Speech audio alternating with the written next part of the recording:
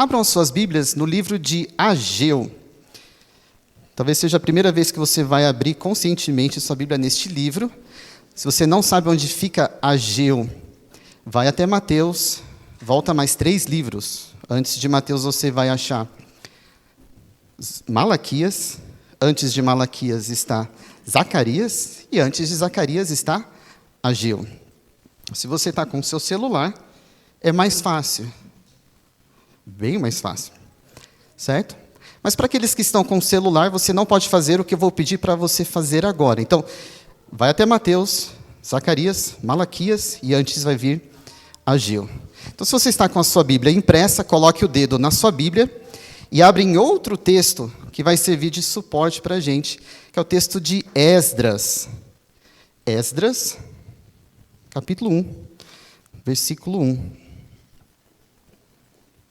Se você não sabe onde fica Esdras, 1 Reis, 2 Reis, 1 livro de Crônicas, 2 livro de Crônicas, Esdras. Se você chegou em Salmos, volta, está um pouco para trás, alguns livros para trás. Deixa o dedo em Ageu. Se você tem celular, isso não pode ser feito. Abra sua Bíblia em Esdras, capítulo 1, versículo 1. Todos achamos? Esdras 1 diz assim: No primeiro ano do reinado de Círio, rei da Pérsia, para que se cumprisse a palavra do Senhor por boca de Jeremias, o Senhor despertou o espírito de Ciro, rei da Pérsia, que ordenou que se proclamasse em todo o seu reino e que se pusesse por escrito o seguinte: Assim diz Círio, rei da Pérsia: O Senhor, Deus dos céus, me deu todos os reinos da terra e me encarregou de edificar um templo em Jerusalém, que fica em Judá. Aquele dentre vocês que for do seu povo, que o seu Deus esteja com ele e que suba para Jerusalém, que fique em Judá, e edifique a casa do Senhor, Deus de Israel. Ele é o Deus que está em Jerusalém. Todo aquele que restar, seja qual for o lugar em que habita, que os homens desse lugar o ajudem com prata, ouro, bens e gado, além das dádivas voluntárias para a casa de Deus em Jerusalém. Então se levantaram os chefes de famílias de Judá e de Benjamim, os sacerdotes e os levitas, e todos aqueles cujo espírito Deus despertou para subirem a edificar a casa do Senhor em Jerusalém. Vamos orar novamente? Senhor nosso Deus, nós queremos mais uma vez nos colocar diante de Ti, pedindo pela Tua direção, para que o Senhor fale conosco, para que o Teu Espírito nos incomode, e que não só isso, ó Deus, que os nossos olhos sejam abertos pelo Senhor mesmo, para entender a Tua palavra e fazer os ajustes que precisamos fazer, para que o Senhor seja visto em nossas vidas, para que nós sejamos mais parecidos com o Senhor. Quebra as barreiras do nosso próprio coração, ó Deus, e que em tudo o Senhor seja glorificado. Usa-nos, ó Deus. Fala conosco. Te pedimos em nome de Jesus. Amém. O pastor José Hilário estará de férias nas próximas semanas, e a gente vai, durante esse tempo, explorar aquilo que Deus tem para nos dizer no livro de Ageu. Então, essa vai ser a primeira de 3 mensagens no livro de Ageu. Volte sua Bíblia agora para Ageu. Ageu, ele está entre os profetas pós-exílio, isso é, aqueles profetas que falaram depois do retorno do exílio na Babilônia. São os 3 últimos livros que você tem na sua Bíblia: Ageu, Zacarias e Malaquias. O que aconteceu antes disso? Vamos voltar um pouco na história de Israel para a gente entender melhor o contexto do que está acontecendo em Ageu. Após o reinado de Salomão, então você deve se lembrar da sequência de reis de Israel: Saul, Davi e depois Salomão. Seu filho Roboão, ele promove a divisão do reino em 2. Então, por conta de Roboão, o reino racha em 2. Você tem o reino do norte e o reino do sul, Israel, e Judá. Judá é onde ficava Jerusalém. Isso aconteceu mais ou menos por volta do ano de 931 a.C. O reino do norte, Israel, ele é conquistado pelos assírios, mais ou menos 200 anos depois. Isso você vai ler em 2 segundo livro de Reis, capítulo 17. E depois que o reino do norte é conquistado, mais ou menos 100 anos depois, o reino do sul, Judá, foi invadido pela Babilônia. Então, em 2 movimentos diferentes, primeiro em 595 a.C., há um cerco em Jerusalém. Muitos habitantes de Judá, incluindo o rei, que era o rei Joaquim, e a elite do reino, eles são levados cativos. Alguns anos depois, os babilônios invadem novamente Jerusalém, e aí eles arrasam Jerusalém, destruindo tudo, inclusive o grande templo que havia sido construído por Salomão. Nesse momento, há uma segunda deportação dos habitantes locais para o exílio na Babilônia. Esses 2 eventos das invasões de Jerusalém, você pode ler no segundo livro de Reis, 24, capítulos 24 e 25. E em 2 Reis 24:14, nós lemos que os melhores de Jerusalém foram levados para Babilônia, para o exílio, aproximadamente 10 mil pessoas, e permaneceram ali em Jerusalém os mais pobres, o povo mais pobre da terra. E aí você pode se perguntar, por que tudo isso aconteceu com os reinos de Israel e com o reino de Judá? Por conta da desobediência e da idolatria do povo. No capítulo 28 de Deuteronômio, Moisés, depois de tirar o povo do Egito, de conduzi-lo por quase 40 anos no deserto, ele está prestes a entrar na terra prometida. E então Moisés fala da parte do Senhor sobre as bênçãos da obediência e as maldições da desobediência. O que aconteceria com aquele povo que estava para entrar na terra prometida se eles não obedecessem ao Senhor. E Deuteronômio capítulo 25 diz assim: se não derem ouvidos à voz do Senhor seu Deus, deixando de cumprir todos os seus mandamentos e os seus estatutos que hoje lhes ordeno, então virão sobre vocês e os alcançarão todas estas maldições. Quais maldições? Deuteronômio 25:36 vai dizer: o Senhor levará vocês e o rei que tiverem constituído sobre vocês a uma nação que não conheceram, nem vocês, nem os seus pais. E lá servirão a outros deuses, feitos de madeira e de pedra. Vocês serão objeto de horror, de provérbio e de escárnio entre todos os povos, para onde o Senhor os levar. O exílio, então, acontece porque Israel desobedeceu a Deus e se voltou para a idolatria, como Deus havia advertido o povo em Deuteronômio 28.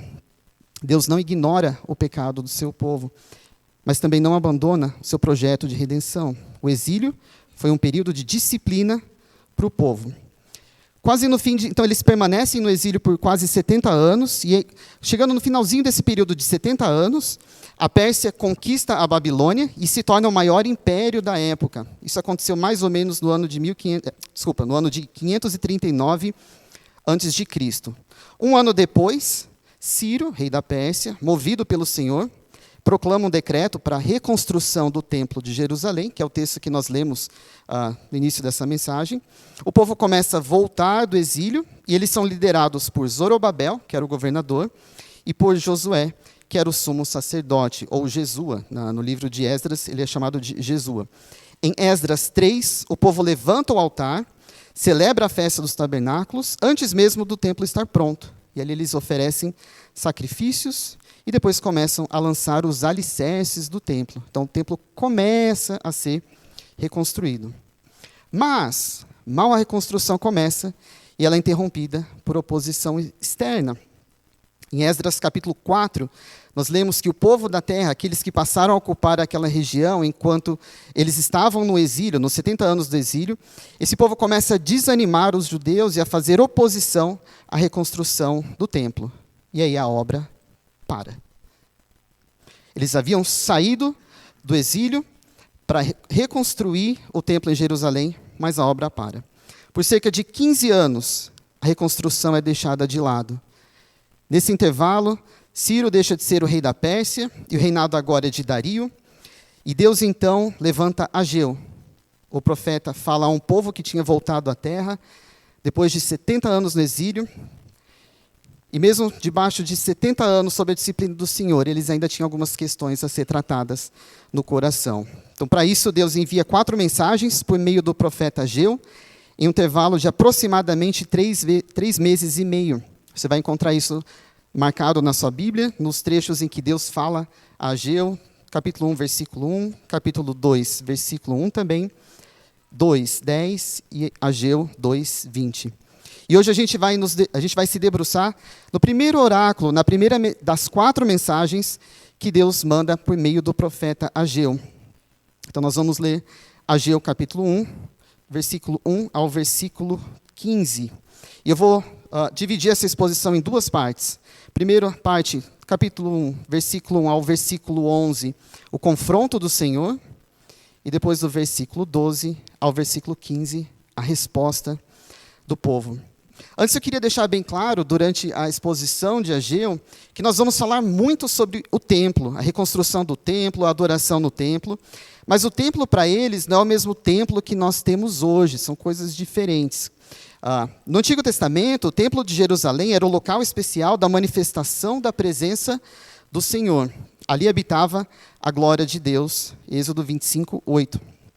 Em Cristo, porém, o verdadeiro templo é o próprio Senhor Jesus, João 2, e os crentes em Jesus são a habitação de Deus pelo Espírito, tanto de forma individual como de forma coletiva. Hoje Deus não habita em edifícios, em prédios construídos por nós humanos, mas nos corações daqueles que creem na obra redentora de Cristo. O Espírito Santo habita nos crentes que o Senhor Jesus separou para si. Então, quando você lê templo em Ageu e em outros textos do Antigo Testamento que eu vou mencionar, não faça uma relação direta com o prédio onde nós nos reunimos. São coisas diferentes. É importante ressaltar isso, certo? Dito isso, abra sua Bíblia em Ageu, versículos de 1 a 4. Nós vamos ler de 1 a 4. Versículo 1.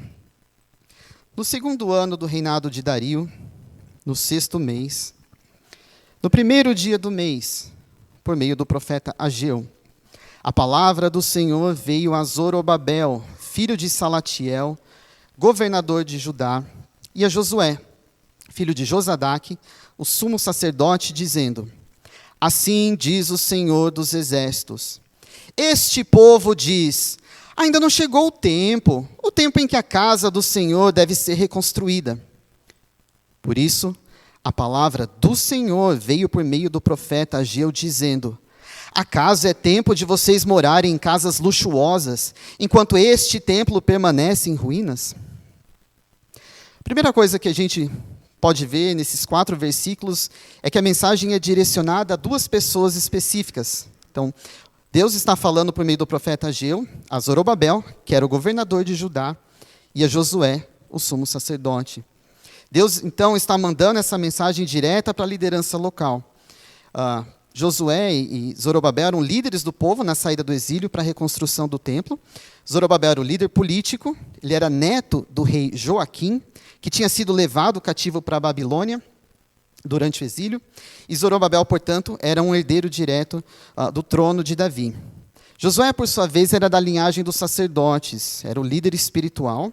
E a palavra vem do Senhor por meio de Ageu, para que Ageu trouxesse uma exortação em relação à construção do templo que estava em ruínas. E Deus já tinha o diagnóstico exato do problema. O problema era as desculpas do povo. Leia comigo novamente o versículo 2. Assim diz o Senhor dos exércitos: Este povo diz: ainda não chegou o tempo em que a casa do Senhor deve ser reconstruída. A primeira coisa que eu quero destacar aqui é que a mensagem vem da parte do Senhor dos exércitos. Essa referência a Deus como Senhor dos exércitos, ela vai enfatizar o poder e a autoridade que Deus tem sobre todas as coisas, tanto no céu quanto na terra, reforçando a seriedade da mensagem que Ageu estava trazendo. E o que o Deus que governa sobre todas as coisas tem a dizer? Ele diz, no versículo 2, este povo diz que ainda não chegou o tempo em que a casa do Senhor deve ser reconstruída. Então, o Senhor dos exércitos, o comandante de tudo, tanto no plano terreno quanto no plano celestial, aquele que governa de acordo com a sua própria vontade, ele chama o seu próprio povo, não de meu povo, mas este povo. E aí a gente começa a entender que Deus estava, no mínimo, indignado, talvez irado com a atitude do povo, a ponto de não chamar o seu próprio povo de meu povo, mas de este povo. A repreensão do Senhor ao seu povo começa aí.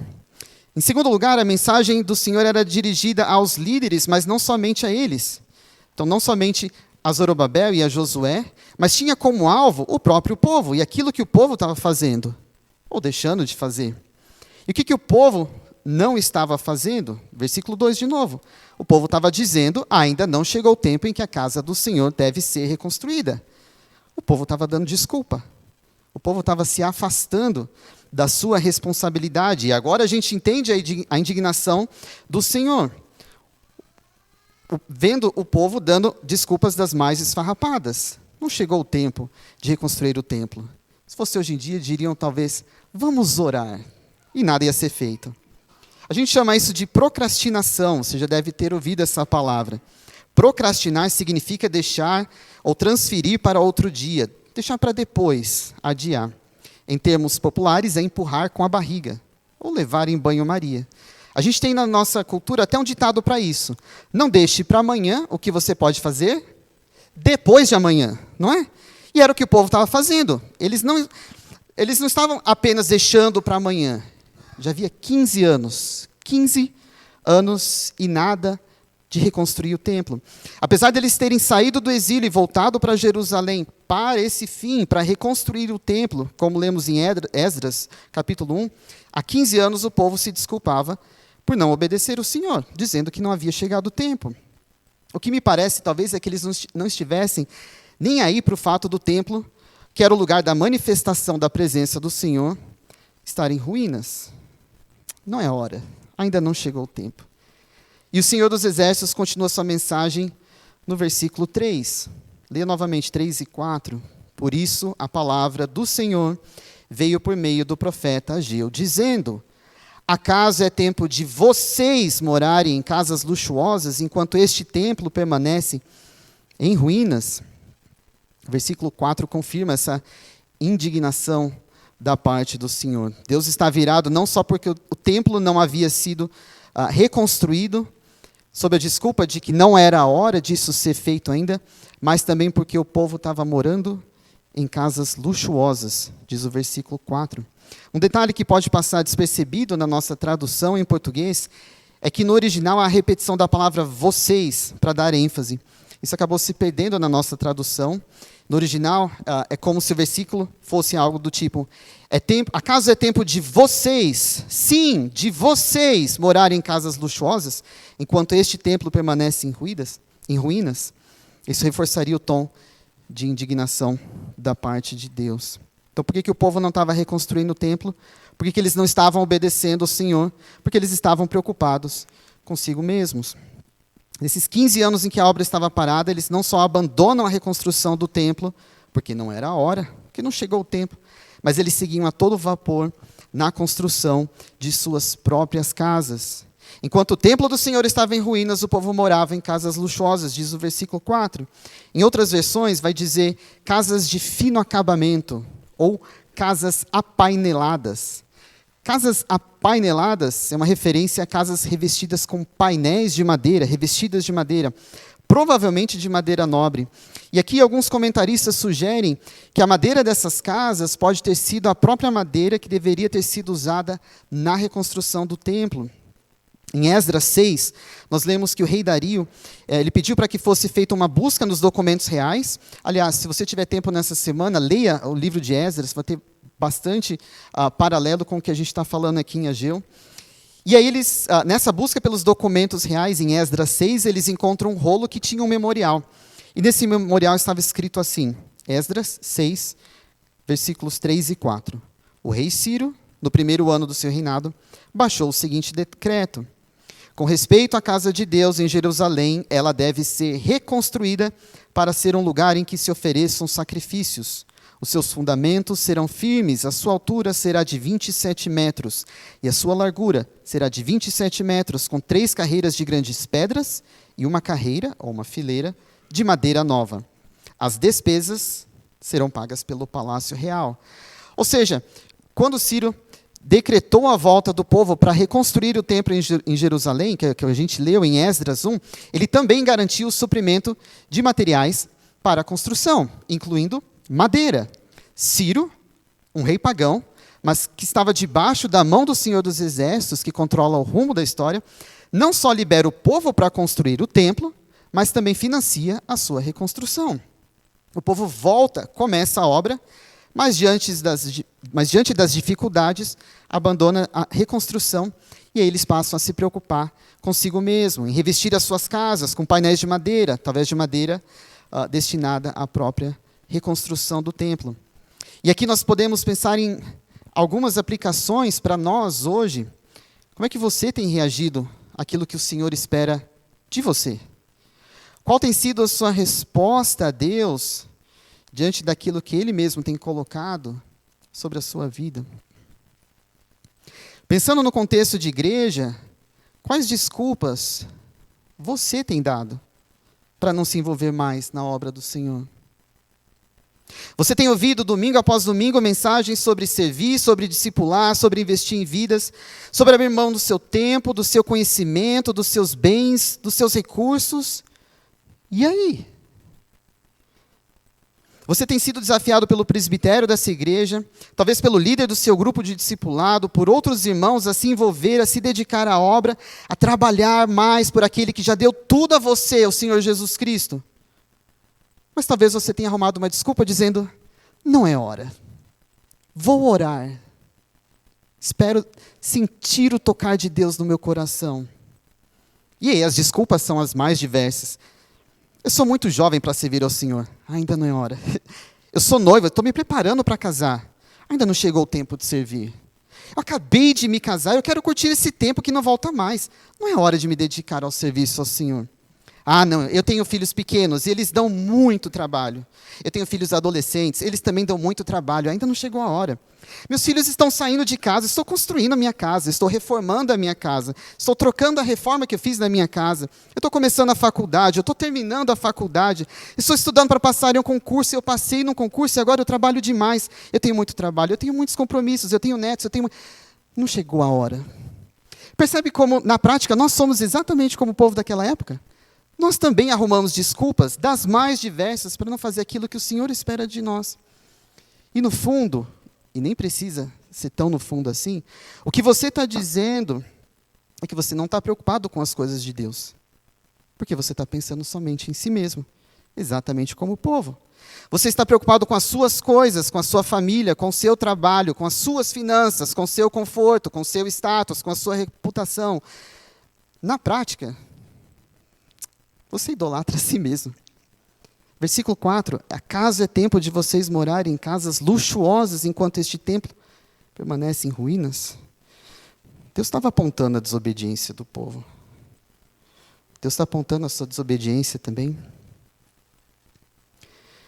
Depois de apontar a desobediência do povo, Deus começa a explicar as consequências dessa desobediência. Leia comigo o versículo 5. Portanto, assim diz o Senhor dos Exércitos, considerem o que tem acontecido com vocês. Novamente, nós vemos que o Senhor dos Exércitos pede para o povo considerar. Deus pede para que eles façam uma reflexão. Outra tradução diz, vejam aonde os seus caminhos os levaram. Olha para onde vocês estão indo. E o que é que estava acontecendo? Versículo 6. Vocês semearam muito e colheram pouco. Comem, mas isso não chega para matar a fome. Bebem, mas isso não dá para ficarem satisfeitos. Põem roupa, mas ninguém se aquece. E o que recebe salário, recebe para colocá-lo numa sacola furada. Deus estava dizendo para o povo começar a prestar atenção nas consequências da desobediência. Deus queria mostrar que todos os esforços do povo em plantarem, comerem, beberem, ter roupas para se vestirem, ter seu salário, todo esse esforço era em vão. Não porque eles são coisas ruins em si, mas porque eles estavam vivendo em desobediência, priorizando essas coisas em vez de priorizar o Senhor. Eles semeavam muito, mas colhiam pouco. Eles comiam, mas não se saciavam. Eles bebiam, mas não se satisfaziam. Eles se vestiam, mas não conseguiam se aquecer. Eles recebiam salário, mas perdiam tudo. E a pergunta é, por que todas essas coisas estavam acontecendo com eles? Por isso, do questionamento de Deus. Quem estava permitindo que tudo isso acontecesse? Nós vamos ver mais adiante, no versículo 9, que é o próprio Senhor que estava fazendo isso. A mensagem do Senhor era muito clara. Não adianta correr atrás dessas coisas. Não adianta correr atrás dos seus próprios interesses. Não adianta seguir com seus planos enquanto vocês não obedecem os meus planos. Salmo 127, que a gente orou no começo desse culto. Se o Senhor não edificar a casa, em vão trabalham os que edificam. Se o Senhor não guardar a cidade, em vão vigia a sentinela. Será inútil levantar de madrugada, dormir tarde, comer o pão que conseguiram com tanto esforço. Aos seus amados, Ele o dá enquanto dormem. Não adianta seguir com seus planos, com os meus planos, se a gente não obedecer os planos do Senhor. E no versículo 7, Deus repete o que ele já havia dito no versículo 5. Assim diz o Senhor dos Exércitos. Considerem o que tem acontecido com vocês. Vejam onde vocês estão indo. Novamente, Deus se apresenta como o Senhor dos Exércitos, por meio do profeta Ageu, e ele confronta o povo. Essa repetição, essa insistência de Deus, parece que Deus está dizendo, olha bem para vocês, é isso que vocês querem? Vocês vão continuar assim? É sério? E a resposta a tudo isso vem do próprio Senhor. Leia comigo o versículo 8. Vão até o monte, tragam madeira, reconstruam o templo. Dele me agradarei e serei glorificado, diz o Senhor. Vão até o monte, tragam madeira e reconstruam o templo. Considerando tudo o que estava acontecendo com eles, o que Deus disse que eles deveriam fazer? Reconstruir o templo. Não que eles não soubessem que isso precisava ser feito, mas Deus ordena, novamente, com letras bem claras, o que precisava ser feito. Veja que a mudança de Deus pede uma atitude do povo, exigia atitude. Deus estava exigindo que o povo trabalhasse, que o povo agisse, que eles concluíssem a obra. Eles deveriam parar de arrumar desculpas, ainda não é hora, não chegou o tempo. Arregaçar as mangas e começar a trabalhar. Essa ordem, no versículo 8, mostra que Deus queria uma ação concreta, não apenas boas intenções, para que Ele fosse glorificado. E aqui, novamente, nós temos outra lição importante. Deus também nos confronta para nos levar à obediência.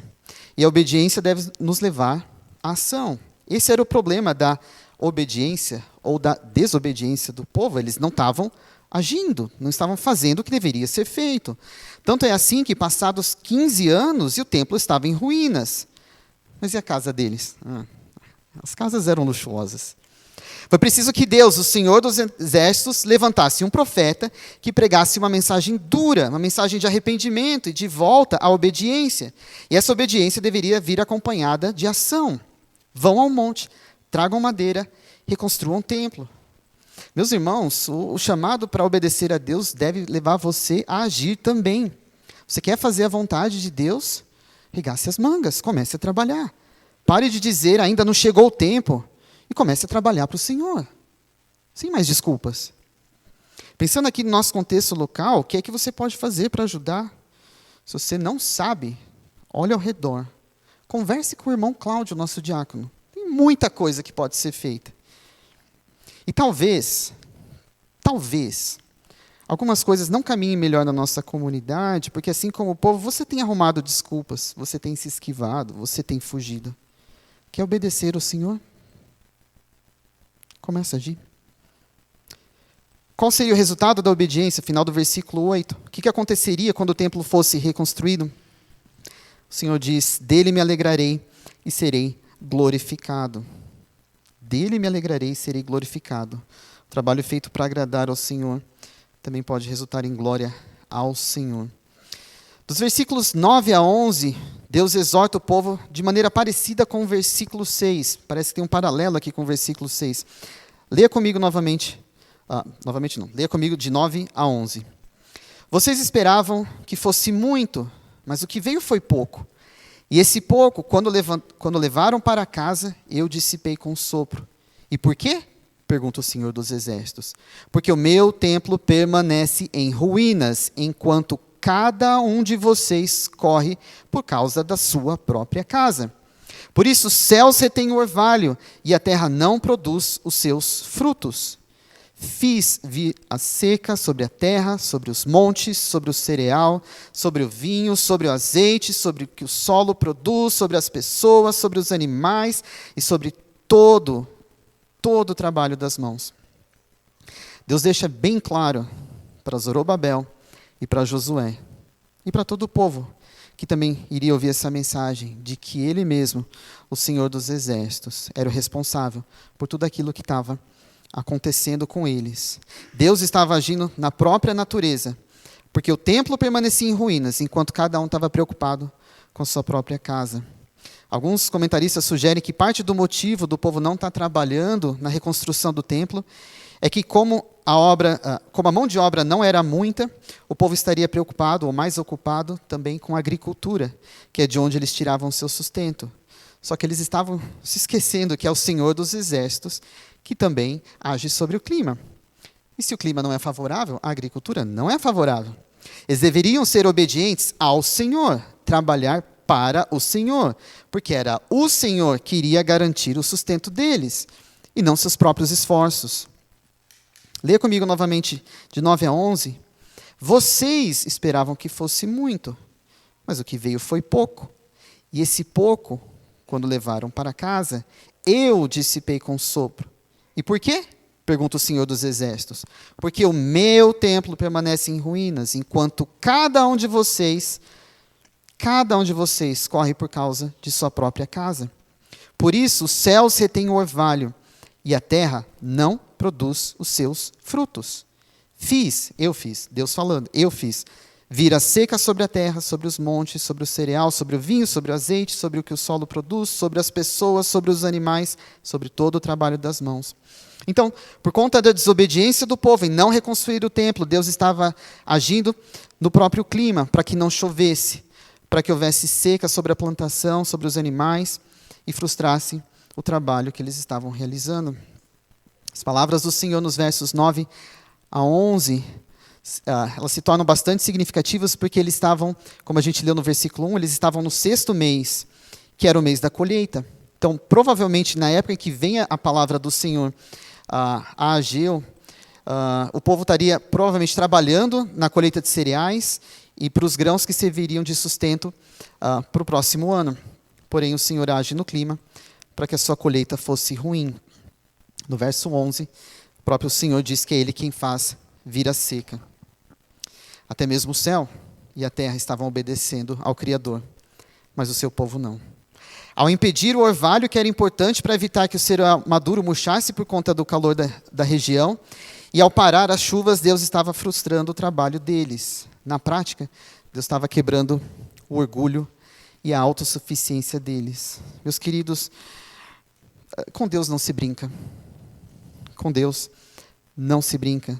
Deus é paciente, Ele é longânimo, Ele é amoroso, mas Ele também é justo juiz e fogo consumidor. Deus é aquele que destrói o pecado e que purifica aqueles que o seguem. Deus se levanta contra tudo aquilo que é impuro e contra tudo aquilo que é contrário à sua vontade. Nesse sentido, Deus estava pesando a mão sobre o povo, tocando em tudo aquilo que era importante para eles e que estava ocupando os esforços deles, porque eles deveriam estar, em primeiro lugar, trabalhando não para si mesmos, mas para aquilo que o Senhor os havia chamado, a reconstrução do templo. E aqui uma importante reflexão. Talvez você olhe para a sua vida e, apesar de estar na igreja há tanto tempo, de frequentar essa congregação, domingo após domingo, semana após semana, e há anos, e você olha para trás, mas não vê muito fruto. Pior, você vê que as coisas em sua vida pessoal parecem não estar melhorando, não está progredindo, parece que não está avançando. Aquilo que você come, que você bebe, que você veste, já não traz mais satisfação. Você trabalha e trabalha e trabalha, mas não vê o fruto do seu trabalho. Como diz no versículo 6, você recebe o seu salário, mas parece que seu dinheiro foi colocado numa sacola furada. Você busca os seus planos, os seus sonhos, os seus desejos, mas eles também têm sido frustrados. Talvez você precise se perguntar, será que não é o Senhor? Será que não é o Senhor dos Exércitos que está pesando a sua mão sobre a minha vida? Será?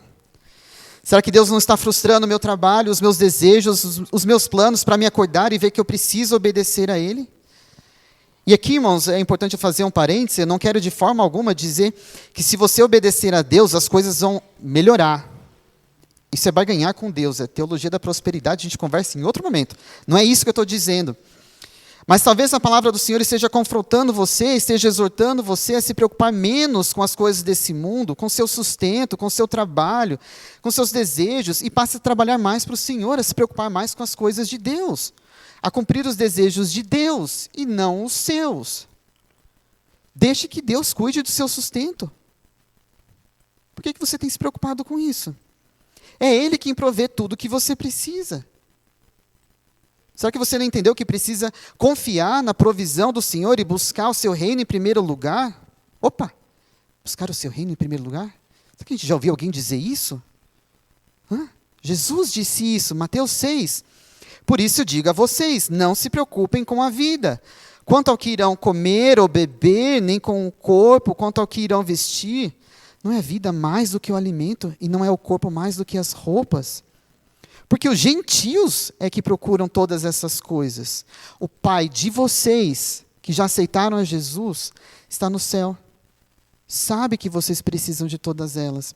Na prática, quando a gente depende e busca mais os nossos interesses e depende mais da nossa força, a gente está sendo como os gentios. Os gentios, aqueles que não conhecem a Cristo, buscam essas coisas.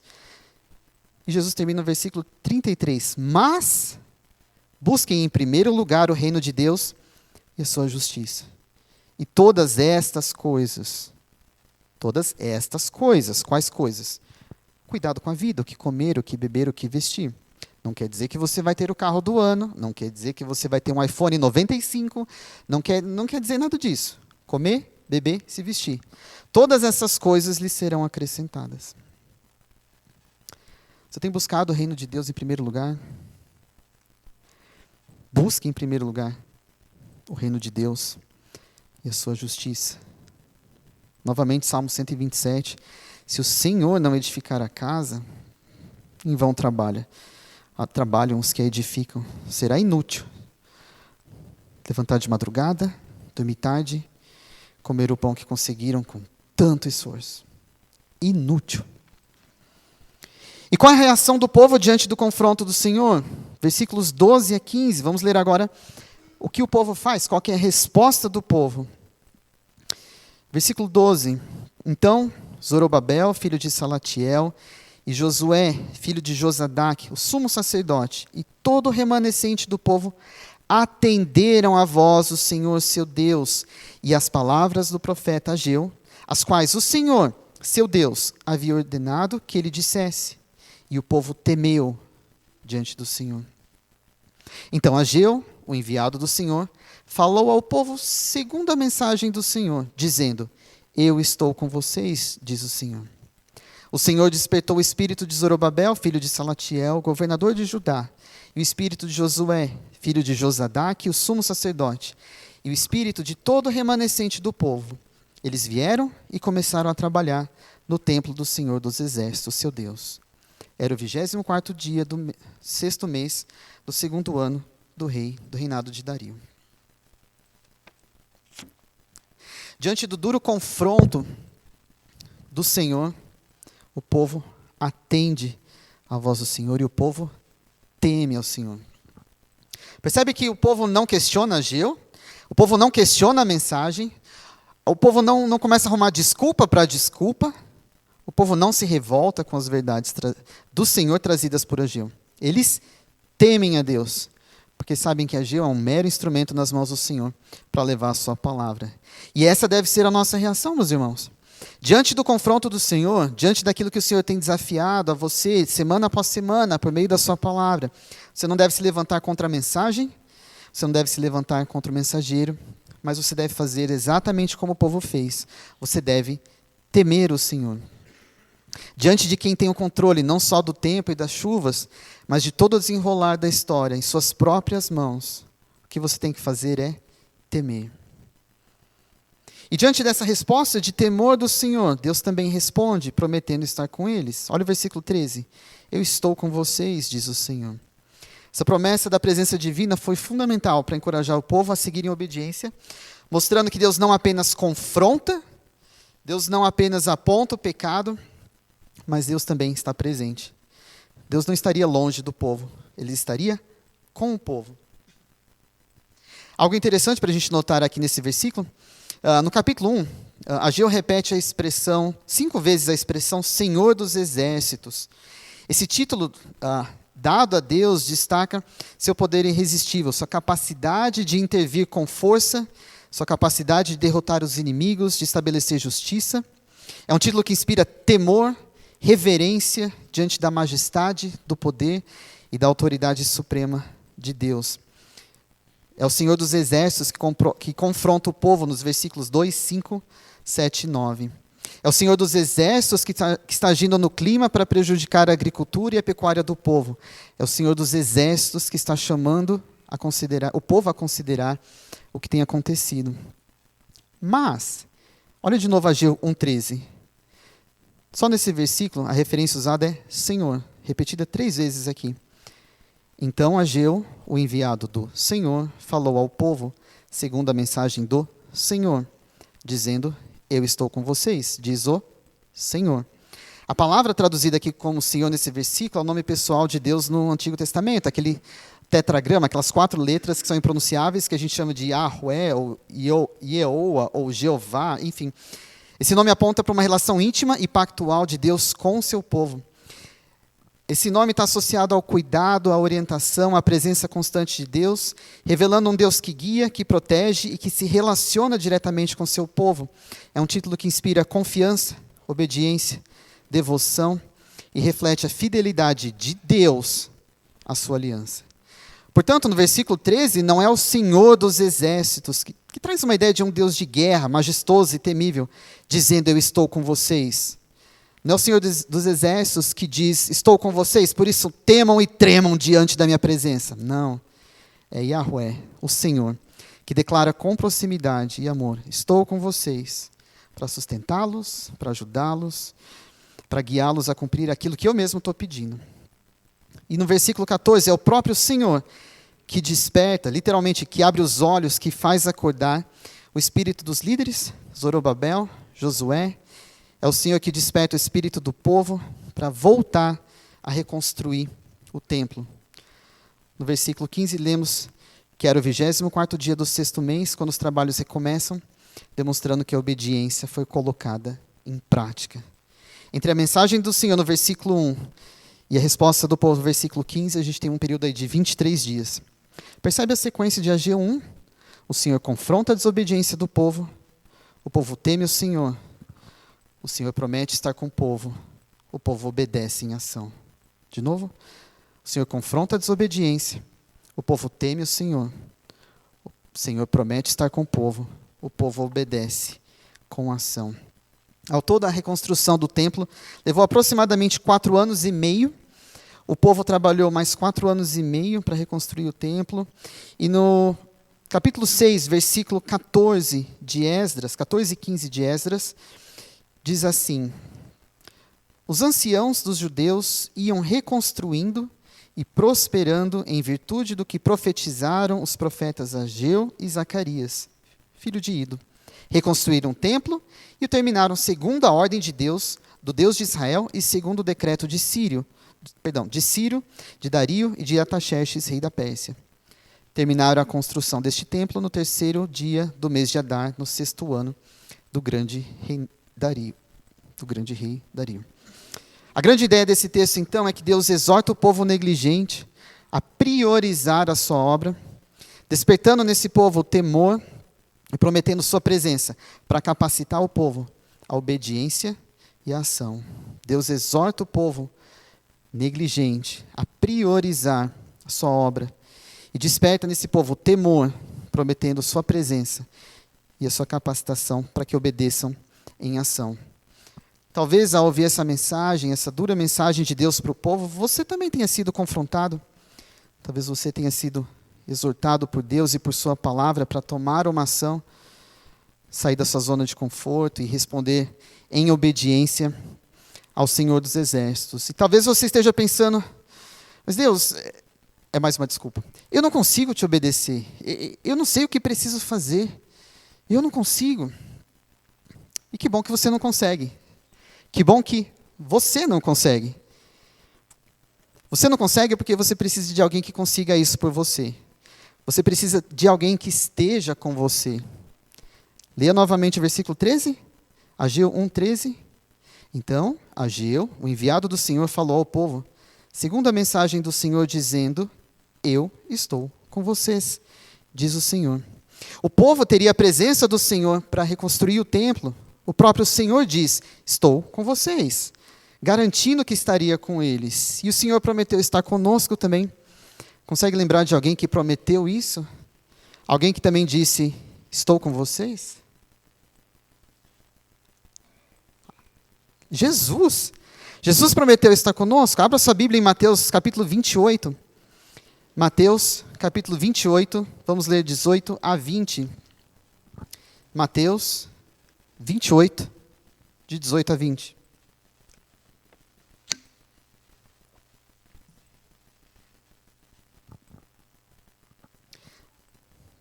Mateus 28, de 18 a 20, diz assim: Jesus, aproximando-se, falou-lhes dizendo, toda a autoridade me foi dada no céu e na terra.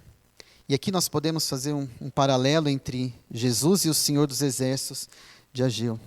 Toda a autoridade me foi dada no céu e na terra. E qual é a ordem que Jesus dá? Portanto, vão e façam discípulos de todas as nações, batizando-os em nome do Pai, do Filho, do Espírito Santo, ensinando-os a guardar todas as coisas que tenho ordenado a vocês. E eis que estou com vocês todos os dias, até o fim dos tempos. E eis que estou com vocês todos os dias, até o fim dos tempos.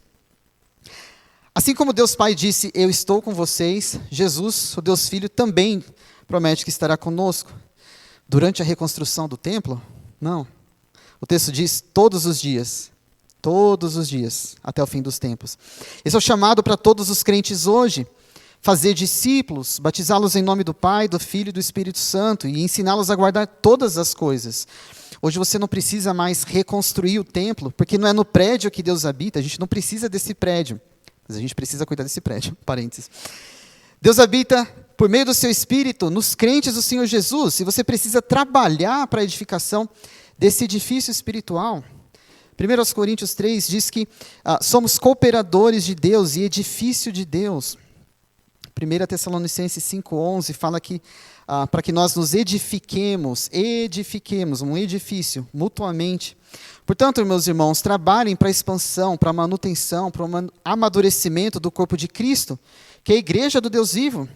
E o que o Senhor espera que nós façamos? Discípulos, ensinando-os a guardar todas as coisas que nós mesmos já aprendemos do Senhor. Se você está aqui nessa noite, e aí vou fazer um parêntese, e ainda não se rendeu a Jesus, de fato, antes de fazer discípulos de Jesus, você precisa ser um discípulo de Jesus. Se você ainda não conhece a Jesus, você não vai conseguir fazer nada. Você não vai conseguir fazer a obra do Senhor sem antes se render ao Senhor da obra. Então você precisa reconhecer que é um pecador, que é uma pecadora, que o seu pecado faz separação entre você e Deus, que você precisa de um Salvador e que esse Salvador é Jesus. E aí você se arrepende dos seus pecados, você crê que Jesus pagou o preço da ira do Senhor dos Exércitos, quando Ele derramou o sangue na cruz, e você se converte ao Senhor. Mas, se você já se rendeu a Jesus, você precisa fazer discípulos. Como é que faz isso? Você caminha com seu irmão, você investe na vida do seu irmão, você exorta o seu irmão, você passa tempo com ele, você investe seu tempo, seus recursos, suas orações para que o irmão cresça. Enquanto o seu irmão cresce, adivinha quem cresce junto? Você.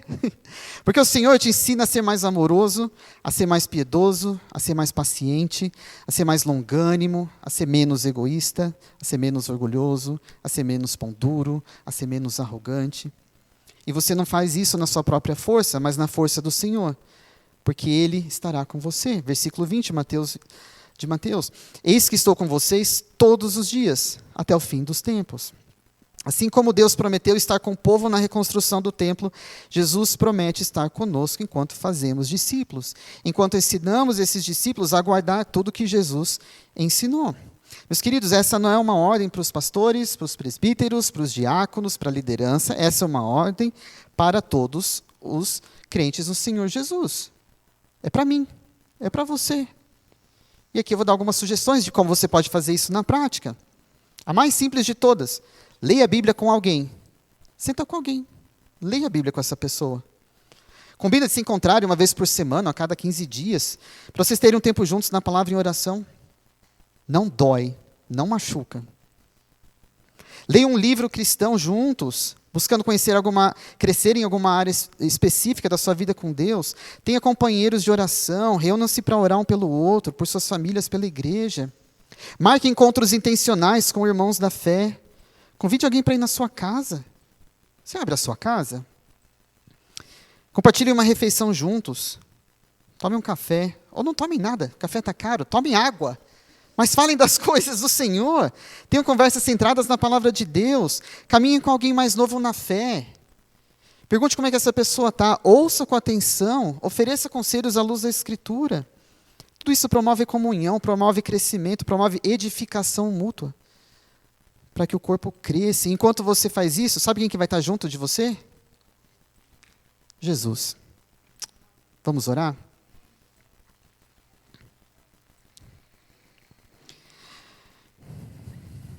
Senhor nosso Deus, queremos te louvar pela tua palavra. Queremos te agradecer porque há tantas coisas em nossas vidas que precisam de ajuste, tantas coisas que precisamos mudar. E hoje talvez o Senhor tenha confrontado muitos aqui com mais uma coisa. Queremos pedir, ó Deus, para que não seja somente mais uma informação, mais um conhecimento